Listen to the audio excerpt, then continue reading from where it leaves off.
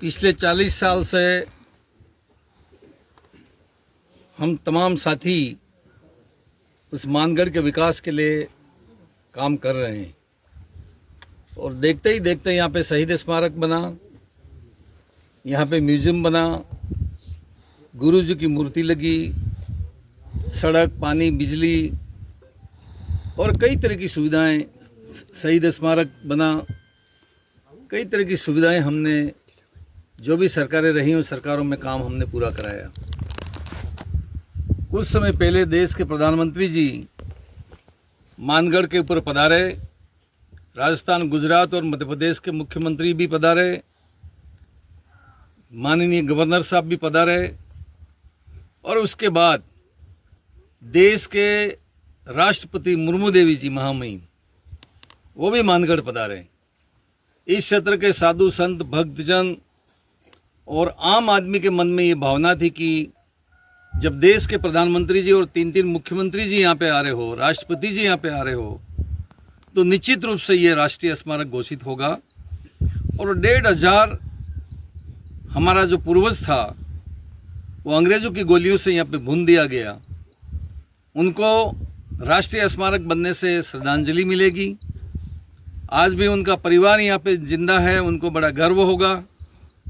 कि हमारे पूर्वजों ने अपने प्राणों को निछावर किया देश की आज़ादी के लिए। आज हमको राष्ट्रीय स्मारक का एक दर्जा मिलेगा, लेकिन प्रधानमंत्री जी के मुख से हम सुनेंगे और हजारों की संख्या में जनता यहाँ पर पार्टी से ऊपर उठकर साधु और संत यहाँ पे आए थे, लेकिन प्रधानमंत्री जी इस बात को मुखर कर गए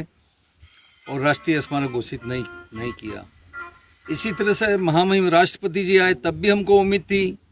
और राष्ट्रपति जी तो हमको ज़्यादा उम्मीद थी क्योंकि हमारे आदिवासी परिवार से थी, लेकिन तब भी राष्ट्रीय स्मारक को घोषित करने के संबंध में कोई बात यहाँ पर निकल के नहीं आई। कल लोकसभा के अंदर यहाँ से 1000 किलोमीटर दूर हमारे सांसद बेनीवाल जी, हनुमान जी, जिन्होंने लोकसभा में प्रश्न लगाया कि शहीदों की भूमि और आदिवासियों का बलिदान उस मानगढ़ को सरकार राष्ट्रीय स्मारक घोषित करे या नहीं करना चाहती है। इस पर हमारे राजस्थान के मंत्री जी गजेंद्र सिंह जी,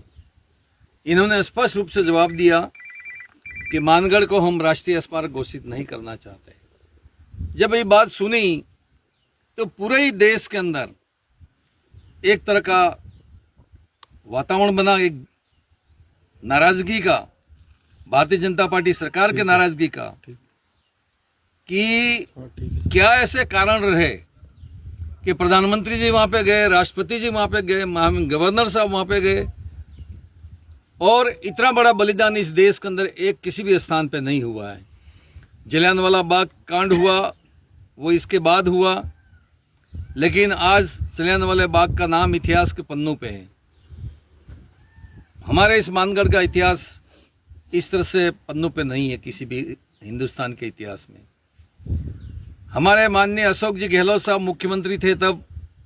हमने भारत सरकार के संग्रहालय से मानगढ़ का इतिहास निकाल के लाए और जिस शहीद स्मारक के ऊपर हम खड़े हैं उस शहीद स्मारक को बनाने के लिए अशोक गहलोत साहब ने 3 करोड़ रुपए की स्वीकृति दी। और जब बनने के बाद वो हेलीकॉप्टर लेके खुद मानगढ़ आए और ये जो शहीद स्मारक है उसको राष्ट्र के नाम और जनता के नाम समर्पित किया। इतना कुछ होने के बाद भी हमारे यहाँ के सांसद जो हर बार इस मानगढ़ के ऊपर आते हैं, कभी भील प्रदेश की बात करते हैं, कभी अनुसूची 5 की बात करते हैं और जनता से वोट लेके चले जाते हैं। जब यहाँ के वो सांसद थे तो उनकी जिम्मेदारी बनती थी, खुद ने प्रश्न नहीं लगाया। जब बेनीवाल जी ने प्रश्न लगाया तो पूरक प्रश्न के अंदर जी पूछ सकते थे कि भारत सरकार और राजस्थान सरकार भविष्य के अंदर भी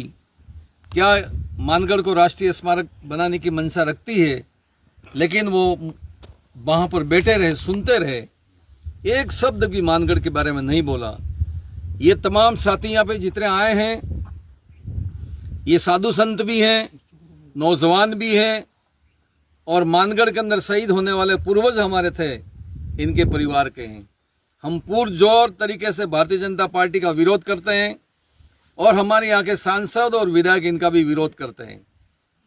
मानगढ़ धाम की जय, मानगढ़ धाम की जय।